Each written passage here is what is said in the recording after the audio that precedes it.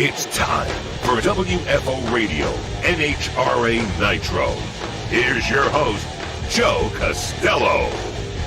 Hey everybody, Joe Castello here, the Arizona Nationals in the books, and this is WFO Radio NHRA Podcast. If you're a new listener or a first-time listener, are there new and first-time listeners? The answer is yes.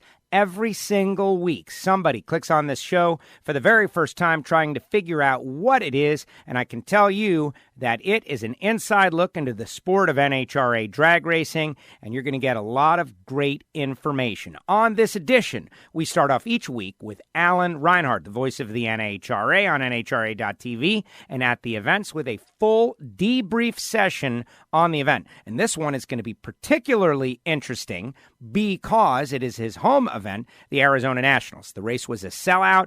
It was a huge crowd, like beyond capacity, massive. And we had a great time. Of course, the winners will be on WFO this week. You just click subscribe, and the interviews will roll out over the next couple of days. We've got Steve Torrance, the champ, wins his first race out in 2020. That is a big deal. We're going to speak with Steve. We've got Tommy Johnson Jr., going to talk about his first win with the MD Anderson Cancer Center car, and Erica Enders getting her first win as a three-time champ. All going to be on the show this week. We're planning an ignition show as well, which is pure entertainment, fun entertainment. Like there's comedy, you might laugh, maybe not. We talk NASCAR and Formula One, and of course, all the behind-the-scenes stuff from the NHRA drag racing world, like my travel gripes and things that I've seen, movies, etc. I saw Midway on the plane, which I had seen already. It was great, though. You should all watch Midway. And I like to throw them in a little bit. We've got our Patreons as well. Reinhart just a couple of seconds away. We'll delve into the event. But first, I got to mention the sponsors, the people who genuinely make it all possible. Without these folks, there is no show. We're always reaching out to new partners because we love them. Folks like Lana and Frank Hawley at Frank Hawley's Drag Racing School, and I got the greatest bit of news that I'm going to share with you guys. I'm always talking to you about the Dragster Adventure, and it is a thrill ride. It's something you go on. You show up at the track with nothing, and they give you all the safety equipment and everything you need, and you go down the track. 3 runs, a half track, 2 full track passes. You're going 130 miles per hour in a rear-engine dragster with a big block Chevrolet, sitting behind the roll cage, and Frank and Lana Hawley have invited me to participate in the Dragster Adventure at Gainesville Raceway on March 27th. And so, if you're in the area and you want to race with me and compete against me or be out there on the track with me, March 27th, Dragster Adventure, Gainesville Raceway, you should go to frankhawley.com right now and sign up or call 866-480-7223. Pretty much a once-in-a-lifetime experience, period, driving a dragster, let alone being in the same class as WFO Joe, a.k.a. me. So why don't you do that? And from what I understand, there are limited spots available. It's like already a mostly packed class. And this is so great. I'll be driving a dragster. I'll be hanging out with Frank. It's going to be awesome. And I'm going to load up my social media feeds with some of the fantastic experience. Maybe you could do it at some point later on in the season. Go to frankhawley.com, check out the booking dates, and book your spot on the Dragster Adventure. But if you want to roll with me, it's got to be March 27th. And you're thinking to yourself, oh my gosh, that doesn't give me a lot of time. No, it doesn't. You better move. Next up, Total Seal Piston Rings. 800-874-2753. I was at the Total Seal factory this past week. I got the tour, I got to check it out, and I am amazed. I'm telling you that if you are building high-performance engines from a bracket race car to a Formula One car, Total Seal is where you want to go for the rings because there are other companies that do it, but they're very macro. It's like the difference between a macro brew and a micro brew. They are a boutique piston ring factory that builds them special for you so that it's better. That is what I learned. Now, don't get me wrong. They've got huge clients who want special attention. And you have so many options, too many to list. And so that's why I am here to tell you, if you're an engine builder and you listen to WFO radio, you should be getting your rings from Total Seal for many reasons. Primarily because they're the best in the business, but secondarily because they support this show. 800-874-2753. Ask for Keith Jones. He gave me the tour. Amazing. what I saw. I can't tell you about all of it, but it was amazing what I saw. Thanks to Total Seal. And don't forget the Hidden Horsepower podcast. You heard Matt Hartford telling you about it here on WFO. So many great guests.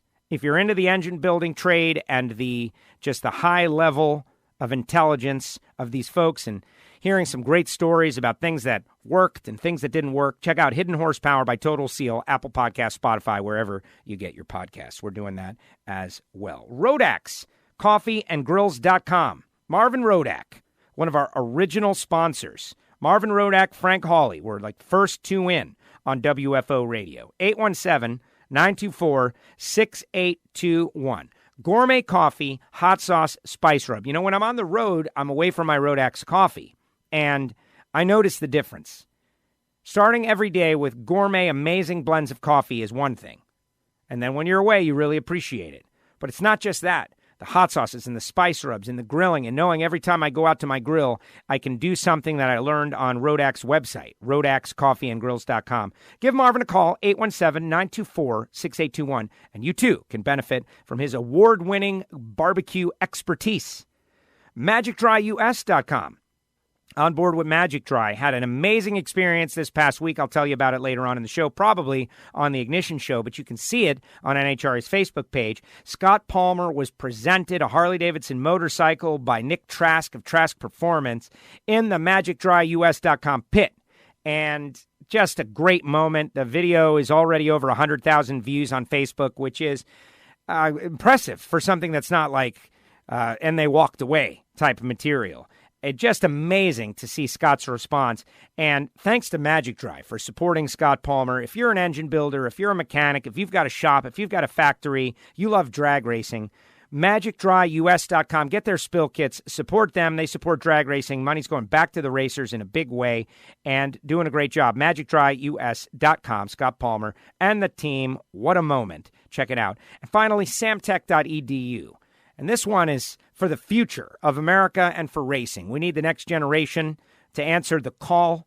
Machinists, engine builders, CNC machinists, motorsport EFI tuners. If you're a relatively young person, you're thinking about a career change, give them a call, 713-683-3817, samtech.edu. And remember, Factory Stock Podcast coming back real soon. Gator Nationals, the debut of the samtech.edu Factory Stock Showdown. And those are the sponsors, and it takes a couple minutes, but next time you need one of them, you will remember one of them. Plus Drag Racing Edge magazine and EV3 Drag Racing.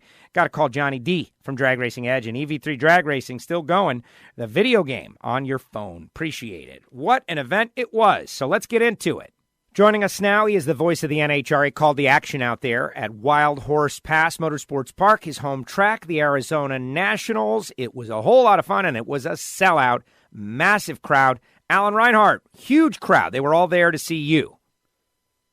Yeah, I think that was it. And you know what? If there's anybody that needs tickets for the Arizona Nationals, go ahead and call me now because I got one left over. So, make your best pitch, and I'll give it to you. That is true. There it is. Now anybody wants tickets, we can handle it. No, but the sellout, first of all, I don't recall exactly, but if memory serves me correctly, this race has sold out 2 out of the last 3 years at some point. Like we've made that announcement in the past. We have got great racing fans down there for this event. No question about it. And Sunday, the place was jammed. The heartbreaking thing, I think, for me definitely, was all the bad weather on Saturday. We ended up running the one session, as you know, later in the afternoon, which was a pretty spectacular session numbers-wise. But, when it rains until 2 o'clock in the afternoon, there's a whole lot of folks that decide not to come out. And, I hate that we didn't get to put on a full show for the ones that were there, and I also hate that the weather scared away so many others. But Sunday, that place was jammed. Their grandstands were full, and they were 3 or 4 deep at the fence all the way up and down, and I think they saw a heck of a race. Absolutely, they did. We will get into it. Steve Torrence, first race of the year, goes right back to his winning ways. That's got to be a little disheartening for the rest of the Top Fuel teams. Tommy Johnson Jr. and Erica Enders, all race winners. We're going to hear from them all this week on WFO Radio, and very excited to debrief with the drivers and talk a little bit about it. We'll also talk about the other winners. We did lose that one session due to rain, And a lot of people, and like I don't have to address this right now. We could just move on. But a lot of people were like, well, why didn't we run both sessions? And, the social media is a place for negativity.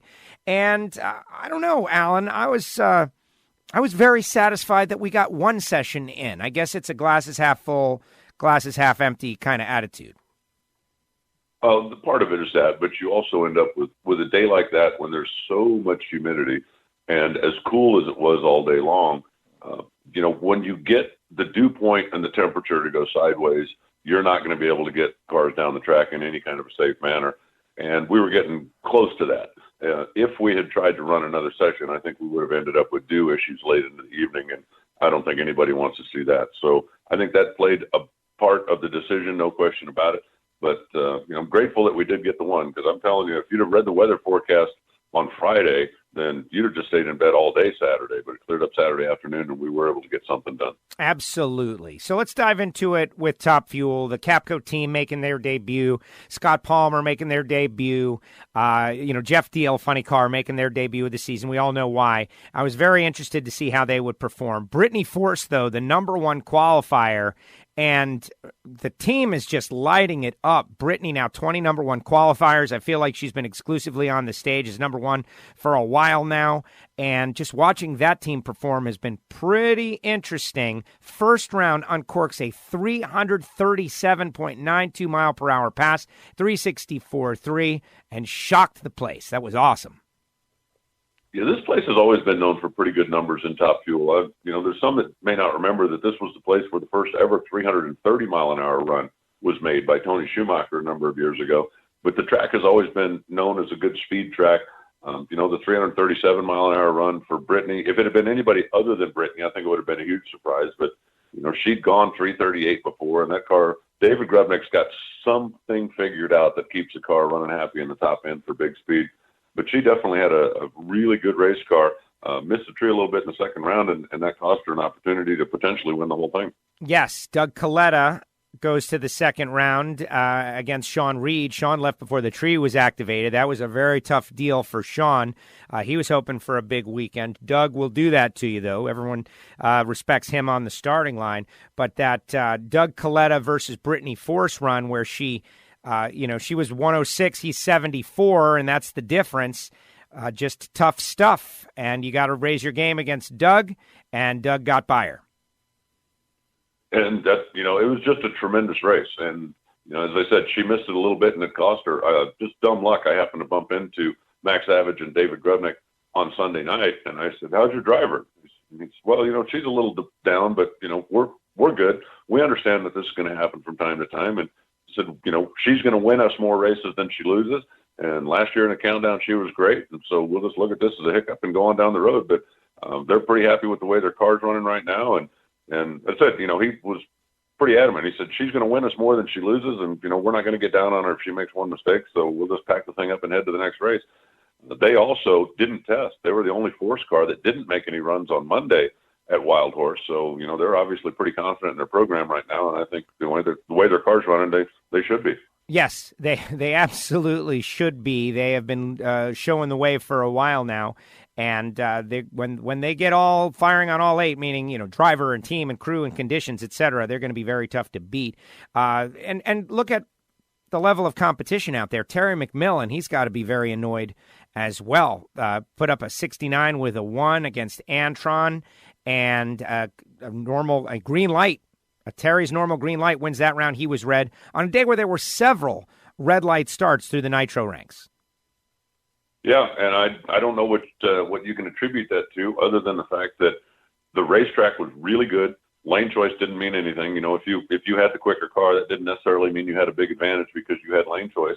And I think that that ramps up the pressure on the drivers, especially on a weekend like this when Sunday was crisp and cool. Sunday was the best weather conditions of the week. So if I go in there knowing, okay, hey, I qualified 4th and Joe qualified 13th, why'd you suck so bad in qualifying, Joe, by the way? Yeah, sorry. But when we go to the starting line on Sunday, conditions are different. The racetrack is great. That was proven from the first pair of Top Fuel cars that went down. I can't now go up there feeling confident that, I've got you covered. You're struggling because the weather's going to help you And I know I just got to play game on. And sometimes, when you start overthinking things and start getting amped up like that, you just get a little bit too amped up. And we saw that a couple of times throughout the course of the day. Justin Ashley has amazed me in his starting line abilities. And, the sample size is still pretty small. But he's 0-31 first round against Scott Palmer, puts up a 71.7, bounced second round, but had a 46 light. Car going almost instantly up in smoke. And, 0-30 lights, like Antron Brown gets in the 30s when he really gets geared up. Doug gets in the 30s when he gets really geared up. Justin Ashley, a young driver right at the very beginning of his Top Fuel learning curve. Remember, he won his first A-Fuel race. What's up with this kid? Like, is this, I don't want to say unprecedented talent, but certainly extremely rare? Well, I mean, he's definitely doing the job that he's supposed to do in the cockpit.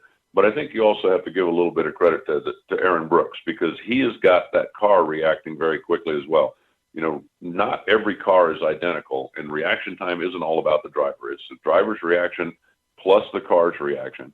And there's no question Justin's doing a great job behind the wheel. I'm certainly not taking anything away from him, but I think that you need to share some of that credit with Aaron Brooks, because he's got a car that moves when it's time to go, not one that takes a second to get moving, if you know what I'm saying. So, the combination of those two things is pretty strong right now. I think when they get a little bit more consistency, the car is good, but we need to see it, or I need to see it make 5-6 runs in a row. And they haven't quite got to that point yet.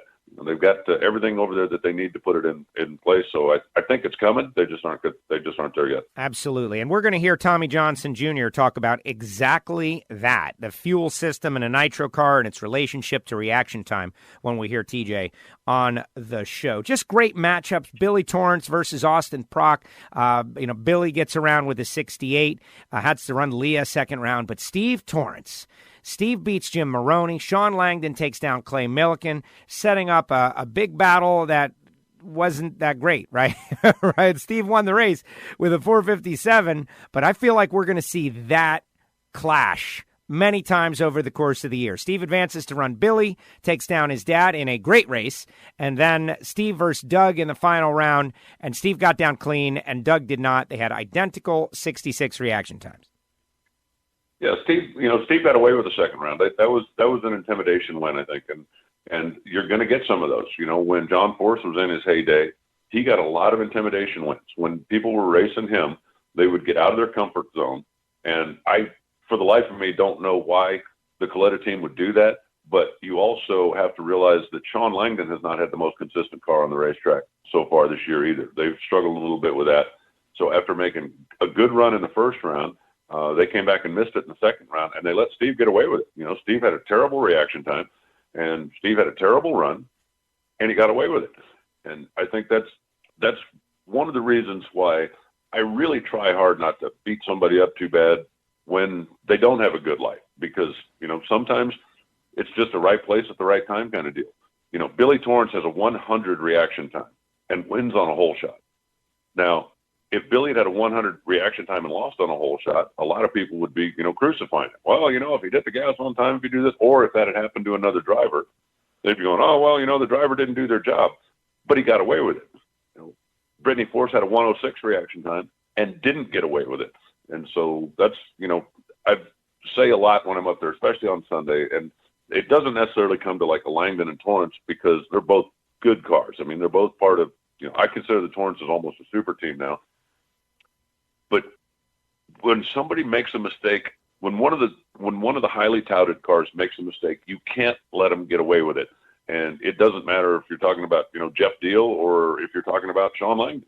But Steve Torrance got away with a 143 reaction time and a 457 and wins the race, and everybody talks about what a hero he is. But if he'd have had that light and that run against literally anybody else in the second round, other than maybe Justin, he gets sent home, and then everybody's talking about how, oh, well, geez, the kid misses one race and he forgets how to drive. So getting that one break along the way, it's maybe not as common as it used to be, but there's still a lot of times you need that one lucky round along the way, and Steve Torrance definitely had his. Well, I love this conversation because this is, the I call them the cosmic forces, right? Some people attribute it to religion. Some people attribute, racers are superstitious creatures for a million reasons. And I even mentioned that to Steve about changing to the red, right? Capco red. Like, hey, man, aren't you guys a little concerned about changing everything after winning 2 years? And he said, no, we're not concerned. It's Bobby and Dom and the guys picked this red, and we love it, and that's it. And sure enough, it worked. Throw that superstition out the box. But let's dive deeper. A baseball player, I know you played competitive softball. Like, you go up there, you strike out a lot. Like, in big situations, you strike out a lot.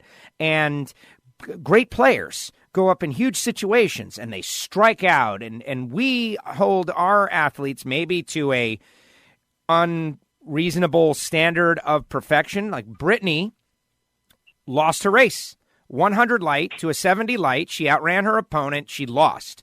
But Steve Torrance has a way worse light than Brittany did, but he wins. Leah has a way worse light and she loses. Billy has a terrible light and he wins.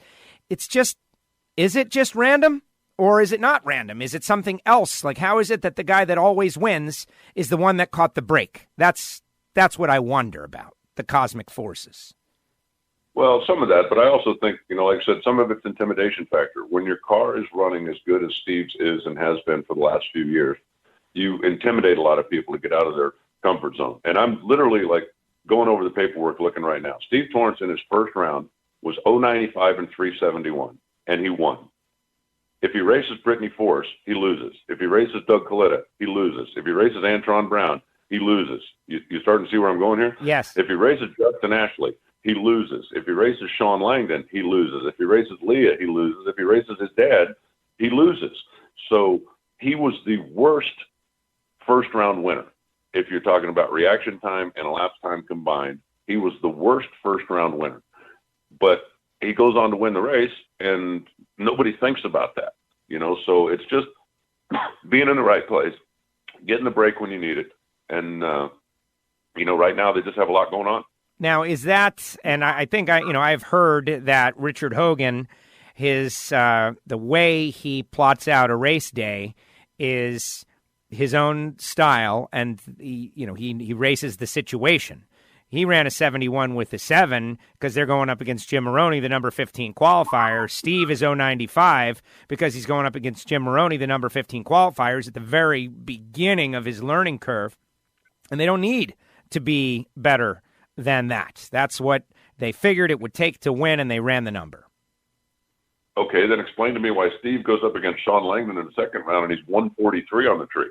Well, that, I guess, is an intimidation situation in reverse, right? Like, I think they both intimidated each other, and just Sean smoked the tires more than Steve did in a different spot. Yeah, you just, everything is so situational, and, whether something happened in front of you that distracted you, or you blinked or you flinched, but you either get away with it or you don't. In the final, Steve versus Doug. Similar situation, identical 66. Steve wins the race. Just interesting because they've got this thing going on now with the fans even. I'm seeing on social, right? Like, man, I wish someone other than Capco would win. We've seen that in a lot of sports. I think about Jeff Gordon. I think about Jimmy Johnson. I think about Dale Earnhardt. I think about the New York Yankees. That's when you really start getting it going, when you start seeing the fans maybe a little depressed that the same team is winning. Well, they've had a really strong team now. This is their fourth season that they're really strong, and they're not going anywhere. So, the other teams are going to have to step up a little bit if they want to beat them. But again, Steve Torrance was beatable in round one. Steve Torrance was beatable in round two. He and his dad ran within a thousandth of a second in the semifinals. If Steve was racing Doug Coletta in the semifinals, he gets beat. And, they had a really good race, and they left with the trophy. I'm not taking anything away from them, but they didn't run roughshod over the field like, for instance, Jake Coughlin did in Pro Stock when we were out in California. They had a good, solid car. They were in the right place at the right time, but they don't look to me like they've got, a big advantage over the rest of the field. It looks like the field is pretty tight right now. Phoenix ended up going Steve's way. For whatever reason, the Torrances now have won that thing 3 in a row, and we're all looking forward to getting down to Gainesville. Gainesville, the East Coast opener. Hopefully the whole world is heading that way. Doug Coletta leads the points over Brittany by 59, Leah 75, Austin 81, Steve 91 back after missing a race. He's right in the middle of the top 10. Just like that. Funny car, Tommy Johnson Jr. We're going to hear from Steve on the show this week, and we'll ask him about that round 2 deal. Tommy Johnson and Jack Beckman in the final round. Speaking of dominant race teams, Beckman and the Infinite Hero, John Medlin, Dean Antonelli, they're able to storm to the final rounds and have a really strong effort once again. Qualified middle of the field, 6th, but still on race day looking great. But in the end, it was Tommy Johnson Jr. who had a very tough race day. Great race round 1 against Paul Lee, both in the 80s, takes down Paul. Paul with a 0.1 reaction time. Round 2 got a red light against Bob Tasca. Very long tree in terms of the randomizer. Tasca left 0.53 early. Tommy uncorks low of the round, 86.4. Then the big matchup against Caps. Tommy 79 to Caps 89. Caps kind of crept in, double bulbed at the in the staging process, and lost on a tiny fraction 3 thou. And then Tommy and Jack in the final round, a race that would make Terry Chandler very happy, and the MD Anderson car gets their first win of the season. It's amazing to me the way that Tommy's car was running throughout the course of the day. When you're talking about funny cars, and when you're talking about dealing with that kind of power and just all of the variables that go into the thing, that you could put together a 4-run streak and be 387, 386, 387, 388 on the day. It's amazing that anybody could do that with a funny car. And again, he still needed a little good fortune along the way in order to win the race, because he wasn't the only one running that good. But, great surface. I think also we should give a little tip of the cap to Kurt Johnson, who during the winter break went to Wild Horse. They did some grinding and some resurfacing on the racetrack to smooth out some of the bumps that had developed over the years. And then the Safety Safari does their prep, and Mother Nature gives us good weather and enough clouds to keep the track temperature down, and everybody took advantage of it. But Tommy Johnson's car was absolutely amazingly consistent. And again, still, he didn't bowl everybody over with performance.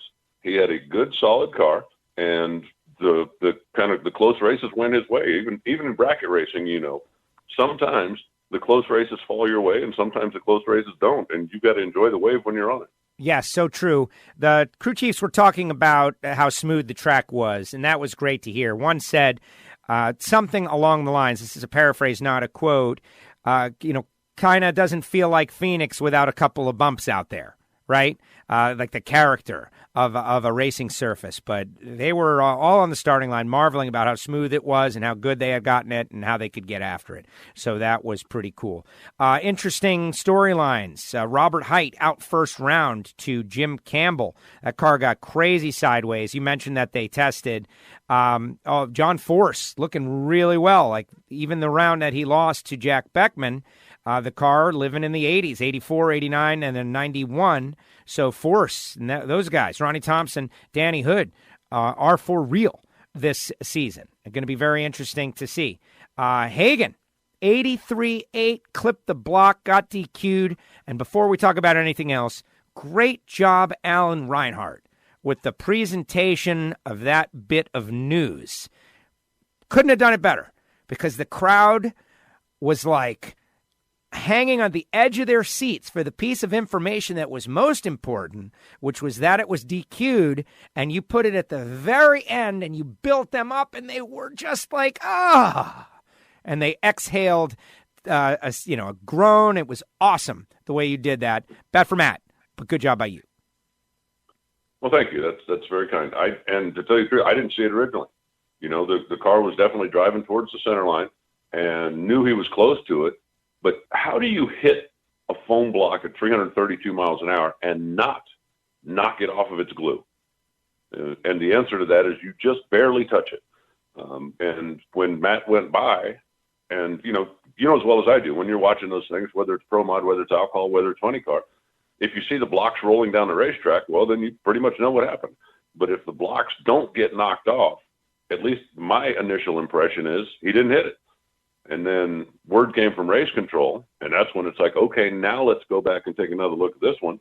and in slow motion, watching on the cameras, there's no question that the header hit the block, which was a disqualification.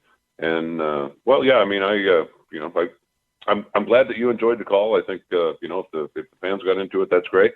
But you hate it for Matt Hagan because he had a really, really good race car. When drag racing fans can be heard expressing an emotion, it's rare because the cars are loud and we don't have a stadium full of Yankee fans or a stadium full of fans of one team, 80%, 20%. It's this big mix.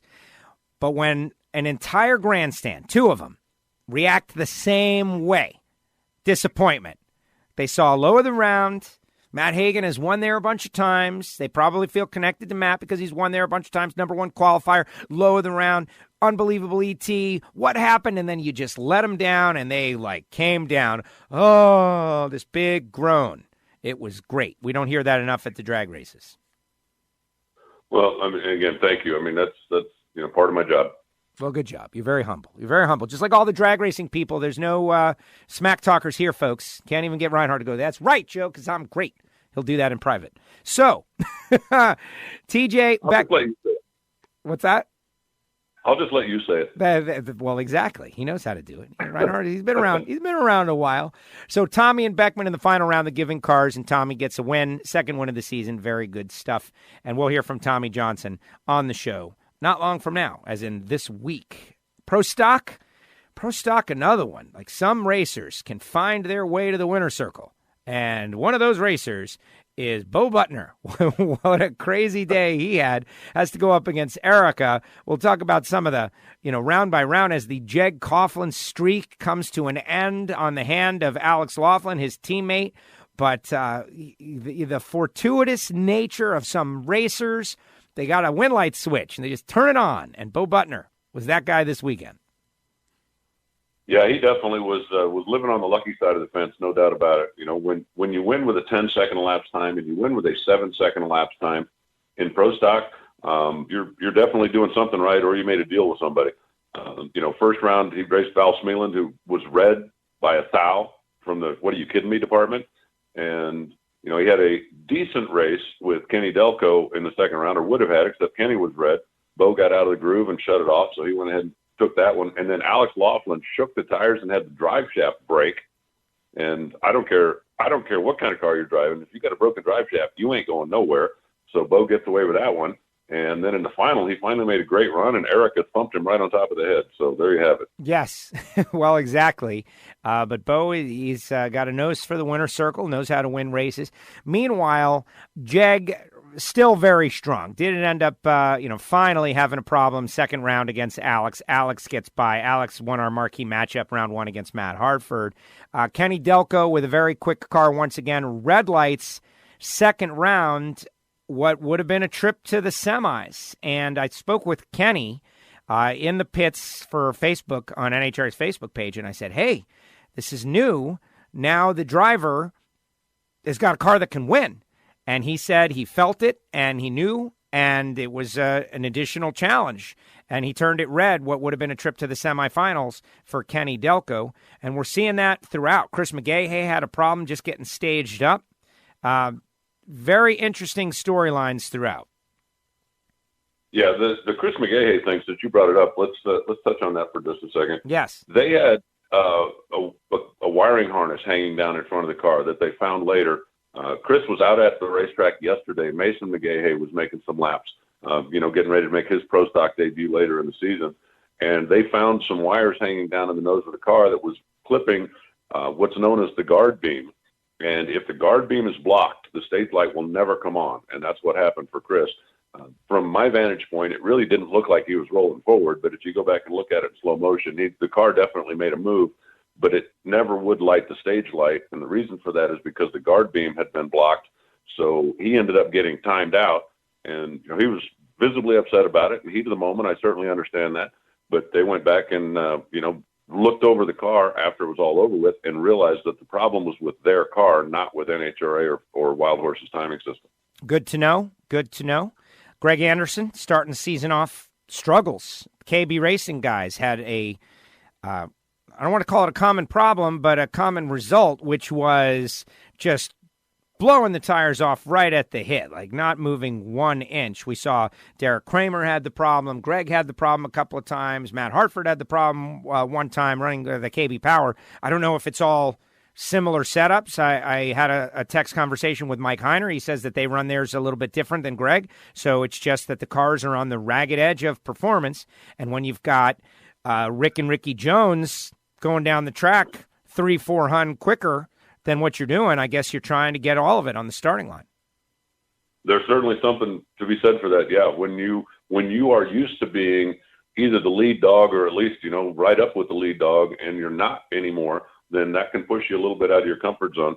For Jeg Coughlin, just for the Just the Facts department, had a spark plug issue. They actually had a bad spark plug. You don't normally hear of spark plugs getting blown out of pro stock cars, but that's what happened to Jeg's car in the second round and why he slowed down so much. But I talked a little bit to Jake Harrison in the winner's circle, and I said, "Man, you guys really have it going on right now." And he kind of Cheshire Caddish said, "You ain't seen nothing yet." He said, "We still got some stuff at the shop that's better than the stuff we've got in the cars. We're just kind of, massaging on it and getting everything perfect." But he said, we're in a really good position right now. So, they feel like they can dominate for the season. And so far, nobody's shown me anything else. Well, right. Exactly. And so it's got me thinking, because this is very, we have just spent the past few years, notwithstanding year one of the fuel injection, where KB just had it figured out first, which is something that tends to happen when something is new. Somebody hits it, the other folks are playing catch up, and KB dominated. But we had settled into this pro stock situation where things were pretty equal, and you had an opportunity to, tune your way, race your way to a win, that kind of stuff. All of a sudden, Jeg Coughlin, Erica Enders, Rick and Ricky Jones, Richard Freeman, that team have got 3-4 hun on the next closest competitor, sometimes more.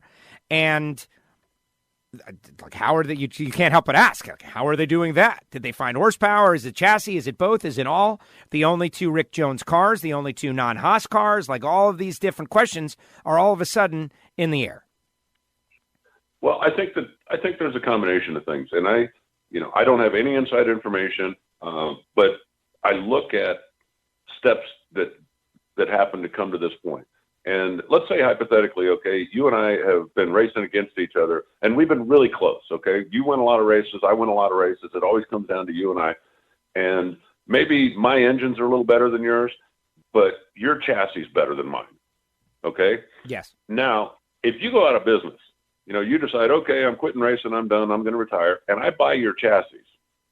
Now I've got my horsepower, I got your chassis, and I'm ahead of the field even further because I took the best thing that you had, the best thing that I had, and combined it. Does that make sense? Yes, it does. Okay, now remember, end of last season, Elite bought all of Gray Motorsports inventory. Yes. Truck, trailer, race cars, engines, everything. And Gray Motorsports obviously was running very well. Elite has always been running very well. And I don't know anything. I'm just simply making this stuff up, okay? But let's say, and we saw what a Gray Hone did for Kenny Delco's team. So let's say the Elite guys buy the Gray stuff, they get it back in the shop, and they go, wow, these guys do have something in the Hone that we didn't know about. These guys have different block preparation than we did. Our cylinder heads are better than theirs, or whatever. So now when I can combine those two things, that all of a sudden puts me ahead of the game and ahead of the rest of the field.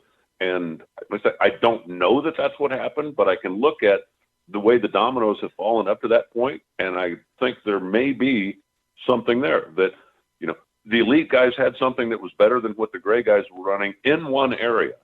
But when they bought all of the Gray inventory, now they found out, hey, the Gray guys have got something that we weren't aware of, and they combine those two things now, and all of a sudden they're dominant. And I'm just purely speculation, but when I line up the facts, I can make that speculation work. Well, I like that speculation, and I think it's good speculation, and I think that the facts on the ground support it in that, the Grays were champions, and the Grays had great performance. And anytime you can acquire all the knowledge of a competitor and reverse engineer it, it's not going to be a bad thing. And then here we are immediately afterwards, literally months afterwards, all of a sudden they are able to go out and put very strong performances up on the board. So I like that, and we're going to continue to follow that and track that. And what a move, bold move by Richard Freeman and the guys at Elite to go out and buy all the gray stuff. Very smart competitor. Well, it's great equipment, and if you had an opportunity to get it and to potentially learn from it or just to use it, why wouldn't you? And I think that we haven't really talked about a whole lot, but the reason that Pro Stock is healthy right now is in very big, a very big part of the reason for that is Richard Freeman, because he loves the category. He ain't afraid to get his checkbook out to help, whether it's getting other teams out there or helping people get involved or get their feet wet, making it affordable for people to lease engines or lease cars and do things to come back out here, and an opportunity for him to grab that extra inventory, whatever it costs. I guarantee you they didn't sell it, they didn't sell it cheap, but in order to perpetuate the class, Richard has gone kind of above and beyond, and he is a huge part of the reason that Pro Stock is so healthy right now. So good on him. I'm glad that he did and continues to make the investment, and it looks like right now he's getting some return on that investment. The man who saved Pro Stock, Richard Freeman. Might be an exaggeration, but maybe not, because he really spearheaded all of it, and it took, a couple of times. He's this brash character, right? But there have been a couple of examples where, as much as he's confident and brash, he has taken a back seat to success for the category, which that I think it speaks volumes about him. And Erica doing her typical Erica. Actually, her best reaction time on the day was 0:32, but she was holding the trophy at the end of the day, and that's what matters the most. We know she can gear up whenever she need be. Jason get to the semis, Bo to the final, but Erica holding the trophy, and so it has been elite at the start of the season, and the factory hot rods looking good. Other categories, Jay Turner wins top fuel Harley, Art Hoover wins top dragster, Paul Mitzos wins top sportsman, Ed Olpen Jr. winning Super Gas, Val Torres Super Comp. So now Val has won in Super Comp and Super Gas. I bet he wished he had won, in both in the same category. But hey, he's doing good at the start of the season. Brad Burton in Stock Eliminator. Kyle Rizzoli. Huge audible cheer when Rizzoli beat Justin Lamb in the final round. Again, people were fired up for that 69 Camaro. And I do want to mention Ryan Harem, who is, very popular racer, nice guy, good guy, involved in a crash at the top end in Super Gas on Saturday. And, healing up, that's going to be the good news, but just unfortunate to see what happened to Ryan. Yeah, he took a pretty scary ride at a little over 160 miles an hour when the car got into the wall and had the problem, but he was removed from the car, taken to a local hospital, and everything that I've heard, my understanding is that he's beat up pretty well, but they expect him to recover fully, and so we look forward to him being back out on the racetrack. Absolutely. Any final thoughts about the Arizona Nationals and what went down and what was another great race, a sellout race, packed house, huge crowd? Any thoughts? Well, a couple of things, and especially if there's any fans that were out at the Arizona race, traffic was certainly not good, and the racetrack realizes that. There was a new manager that came in and kind of looked things over and thought that they knew a better way, and obviously didn't. I know traffic, both getting in and out, was a headache for a lot of the fans, and I just want anybody that was there to understand that they know there was a problem. They are going to address it. Next year will certainly be different. So if you were disappointed in that, then please give Wild Horse another chance, because they know that they kind of dropped the ball there, and that's something that is going to be addressed going forward. All right, since you brought it up, okay. First of all, I had some family members come out to the track. They pulled off the exit at 10:20. They got into the facility at 12:15, and they were, they handled it, right? No problem. And so I was aware the whole time of the traffic situation, et cetera. And yes, hopefully everyone will understand. But at the same time, Alan, I can't help but think, just a contrarian thought, how many times have we heard about certain other races, some of these outlaw races, whether it be, one of the Ducks races or one of the Street Outlaws things, people say, man, This race was so popular. There were so many people there. It was incredible. It took 2 hours just to get into the parking lot. Man, those people are doing it so much better than the NHRA. They've got so much demand that there was a huge traffic jam. It was like Woodstock. It was incredible. Why can't the NHRA have a crowd like that? How many times have you heard that? Well, we don't want that. That's the reason. There's a lot invested in traffic flow. It didn't work out at this particular race. But if anybody is wondering, if we can have an event that packs the house so much that there's a 2-hour traffic jam getting in there, we just did. Well, I can make a 2-hour traffic jam getting into Safeway if I just let one car in every 2 hours. So, yeah. But that's not what NHRA fans expect, and that's not what they deserve. I got a note in my announcer email from a longtime fan at Wild Horse. Said been coming for years, paid the extra for preferred parking because he wanted to be close, and took him 2.5 hours to get out of the parking lot. And I responded to him that they understand that there were issues, and it certainly was worse this year than it's been in years past. And we've had a lot of people in and out of there. But again, they tried something new this year that obviously didn't work. And so I hope that people understand that the track understands that there was a problem that needs to be addressed and will be addressed before next year's Arizona Nationals. Excellent. And I appreciate you saying that. I am just using the opportunity to call out the countless notes that I've gotten over the years about, NHRA, we don't want a negative experience for our fans. Alan, great job as usual. Thank you so much. Now, the next big national event is the East Coast Opener, the Gator National. So we're going to have a couple of weeks to chat about various news stories and issues, etc., here on WFO NHRA podcast. I'm looking forward to that. But season is off and running. Yep, looking forward to it as well. I actually get a home game today or this weekend. There's a National Open and a divisional race at Tucson Dragway this weekend. So I'll be out at my home racetrack.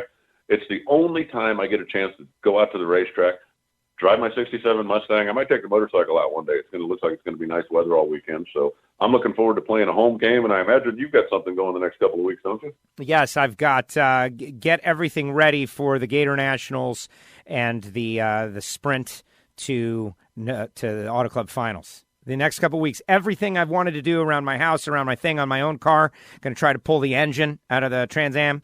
I've got like a list, a minute by minute of to-do things that I'm going to accomplish before Gainesville. Okay, and just so you're not waiting for the last minute, if there's any fans down in Florida that want to go to the race in Gainesville, Joe can get you tickets. Oh, no! You got me. It's true. It's true. I can. Just call me at Alan Reinhart at NHRA. Alan, great job. Thank you so much. I appreciate it. All right, Joe. Enjoy the week. I'll talk to you next Tuesday.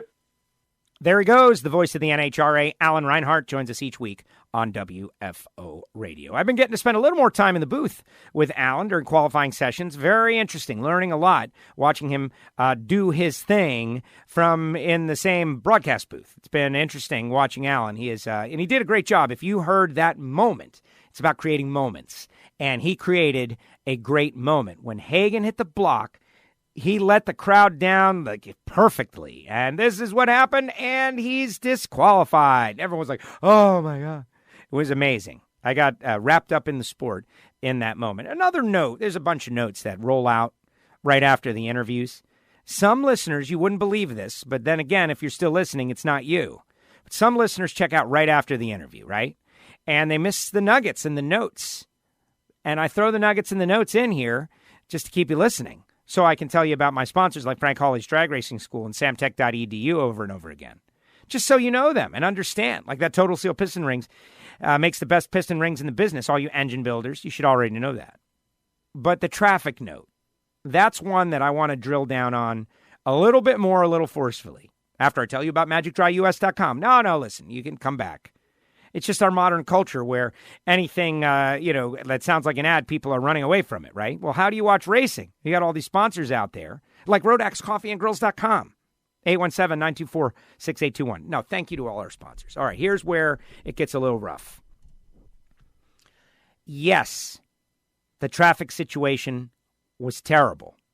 And some major players involved in the sport got stuck in the traffic jam. It is not a good thing. That having been said, as fans of drag racing, when was the last time you heard this story? Honestly, I have a story about being stuck in traffic. I think it was the 1987 Gator Nationals. It might have been 1984. No, I think it was 87, 88, 89, something like that. Of course, I'll ask my dad as we get ready for our 41st consecutive Gator Nationals coming up here in a few weeks, God willing. And we were stuck in the traffic, leaving the track for 2 hours and 45 minutes, maybe longer. It was a nightmare. And people started to lose their cool. People started to get angry. It was horrible. And then after that, Gainesville really invested in ingress and egress, and the community got around it, and they realized, like, this event is too important to leave everybody angry. As far as getting into the event, I believe it was 1984, 85, something like that. Forgive me for not knowing the exact year. Again, I got to talk to my dad. He remembers all of it. And we were trying to get into the track. And this is part of the learning curve of learning how to go to an NHRA national event, how to do it. There's a right way and a wrong way. Like, you don't come to a football game, 20 minutes before the kickoff. You just don't do that. Why? Well, because you just don't. That's not what you do. And same for an NHRA national event. That's why we get the track walk, 9:30 in the morning. You got to get there early. You can't just get there right before. It just doesn't work out no matter where you are, because maybe, ... And I remember we got caught in a massive traffic jam in like 1985. And it was the year Garlitz and Muldowney ran first round. And we were informed that Garlitz lost to Muldowney by Garlitz leaving the facility while we were still stuck in traffic. Imagine how badly we felt. We couldn't hear track radio. There goes Big Daddy. Ugh, guess he lost. We were very sad. We had to be, put in a secondary parking lot many miles away. Okay, so these were the problems back in the day. When you hear fans, I'm going to attack the fans a little bit right here. When you hear fans complaining about the sport, you never hear them talk about this because it's been so great. Back in the day, in the golden era, these problems were problems every week, all the time. Traffic flow was a problem. Getting out of the lot, a problem. Getting into the lot, a problem. All kinds of problems. Nobody ever talks about that until now because it happened. And it happened because, as Alan told us, which I don't know any of that information, that reporting that Alan just told us, and so I'm accepting it as gospel, okay? Somebody new to the situation was unaware of what they were doing. There was also a golf tournament there that weekend. I remember seeing a sign that said golf tournament, straight ahead, other event to the left. And I assumed, because I went left, that we were the other event. Makes perfect sense. So you had multiple events, you had multiple things going on, yada, yada, yada. Let's learn from this negative moment to appreciate how many positive moments there are. That we rarely talk about this. This is rarely a thing. Now, I remember it happens everywhere. I had some friends trapped in a parking lot at Homestead about 10 years ago for 3 hours. We have heard this story before. It rarely happens anymore. It's barely on anyone's radar until it is. Shouldn't we use this opportunity to acknowledge that? Like, wow, this never happens. Yes, I am a glass is half full person. And if you can't realize that, this is one time we've heard about this. That's a pretty good record. And then part two, what I said to Alan, I stand by it. So many people will go on the social media and say, man, all these other events, they really pack them in. You can't even they were parked down the highway 5 miles. Well, there you go. We can do it too. We got it. Sold out event. Took them 2 hours. There were so many people trying to get into that racetrack. It was a blowout crowd. It was bigger than Woodstock. It was the biggest drag race that ever happened on the planet. No doubt. Want proof? There were people, it took them 2 hours just to get into the parking lot. Oh, my goodness. Alan Reinhart didn't have to tell you that there was an issue. He didn't have to say that. He didn't have to tell us that. He could have just let it fly. Wow, it was a blowout event. It was so huge. The whole world wanted to be there, and everybody was just trying to pack into that place at once. It was incredible. All the systems were overwhelmed. That's what he should have done. That's what we should have done. Blowout, sold-out crowd cripples traffic flow due to over demand. I can spin things as best as the next guy, but instead you get honesty. You get honesty. Yeah, there was a problem. Most of our listeners aren't necessarily that way. At any point, we could just spin the story a little bit. You don't get that, which is good. It was a sold-out crowd. It was very evident it was sold out. Yes, we only had one session on Saturday for maybe some of those people didn't get their fill. They came back on Sunday. They came to both days. But my theory is this. It was a great race, and everybody knows it. And so they wanted to be a part of it. A lot of people traveled to it, came out of the cold weather areas around the country. Dave and Amy from Maryland flew in to get out of the cold. What's up to them? A lot of our WFO radio listeners were in the house. We had a nice little WFO meetup. It was all great. Thank you to our listeners. Thank you for letting me vent a little bit. I was getting a little anxious when I was in the facility, just knowing that there was traffic. But what a great event. Steve Torrance, Tommy Johnson, Erica Enders, all win and all will be on the show. All getting their first win of the season. So you're going to hear from Steve, you're going to hear from Erica, you're going to hear from Tommy. Click subscribe, Apple Podcasts, Spotify, WFOradio.com, the WFO Radio mobile app. A million ways to listen. Follow us on Twitter or Facebook. The show will be delivered to you. We put it up there every single week. And you will never miss a show if you follow us on social media. Thanks to Alan Reinhart, and the next show should be rolling out real soon. WFO!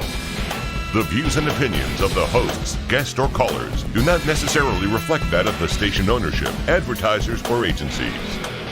I love WFO Radio. Oh, yeah.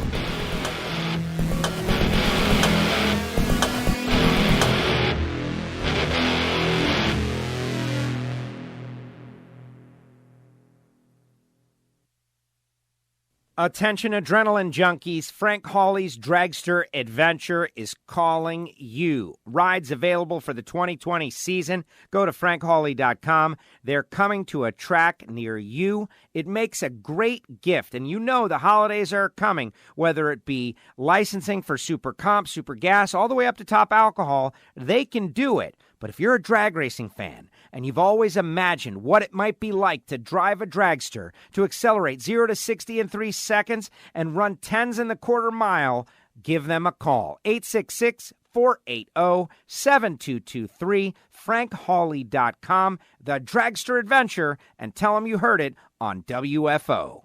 Hey, engine builders, Total Seal piston rings are the leader in ring seal technology, and they go out of their way to help their customers and will make custom sets for any specific piston you might have. Customer service, top notch. Made in America? Absolutely. They're located in Phoenix, Arizona, and they've got everything it takes to develop the world's best piston rings. Give them a call at 800-874-2753 or go to TotalSeal.com. Hey everybody, how do you start your day? You started off with a little coffee. And do you want something cheap and vacuum-packed, garbage? You want to pay for a retail coffee, it's like $11? Or do you want something that is good, like RoadAxeCoffeeandGrills.com? Join the Roadax Army. WFO users and listeners know all about it. Over 40 grades to choose from. This is roasted fresh per your order, not to mention hot sauce, spice rub. You got to call Marvin, get on the phone line, or go to the website, RoadaxeCoffeeandGrills.com. Check it out. That's RoadaxeCoffeeandGrills.com. You're working in the shop, you've got spills, you've spilled oil, it's everywhere. What are you going to do? I know what you're going to do, but that's not the best way to do it. The best way to do it is to go to magicdryus.com and order the official organic absorbent of the National Hot Rod Association, Magic Dry. It's lighter, it absorbs more, it's better for the environment. It's made out of coconut. It's made in America. magicdryus.com. They've got spill kits that include everything you need for a regular, normal household spill, all the way up to a large industrial spill. We always say, if you've got a cat, get Cat Spot. If you've got a shop, if you've got a factory, if you've got a spill, call Magic Dry. That's magicdryus.com. Start your education at full speed with the School of Automotive Machinists and Technology. Accelerate your career as a high-performance engine builder with classroom instruction and practical hands-on experience in the lab, on the dyno, and at the track. In addition to the blockhead and CNC programs, Sam now offers motorsport, EFI tuning, and an Associates of Applied Science degree. And Sam is a military-friendly school, approved to train veterans and other eligible persons under the GI Bill. Start your education at full speed. Go to samtech.edu today. Hey, this is Kathy Fisher. Join Joe Castello and myself every Sunday morning on Motor Trend for Performance TV, 8:30 a.m. Eastern. We'll see you then. This is